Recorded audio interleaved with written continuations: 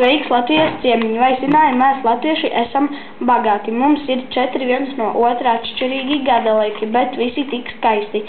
Es esmu pavasarīts, nāc man līdzi ceļojumā. Tikko bija ziema, dienas bija īsas un naktis garas. Ārā valdīja liels augstums, zemi klāja bieza sniega zega. Un tad nāku es dabā mosties, sāk ābinieki, saules ziedi, kukainīši, dārza ziedi.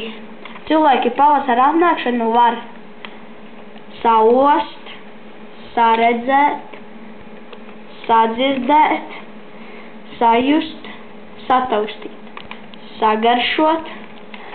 Gaidot pavasari, cilvēki priecājās par vismazākajām dabas atmodas pazīmēm, pūpolu aitiņām, grūti pamanāmajiem sarkanajiem lazdu ziediem, vējā plīvojošajām alkšņu spurdzēm, pelēcīgajiem kārku pūpolīšiem,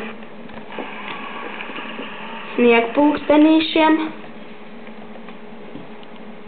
Zied mazā baltā kleitiņā, sniegpulkstenītes dārzā un smaida silta saulīte, kas augstu debesīs. Mēs priecājamies par pavasara atnākšanu.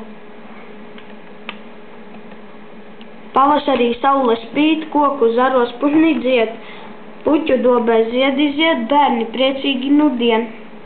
Lai visiem prieks, kad pavasaris iestājies, to tīru skaistu sagaidīt, ikvienam gribas mums.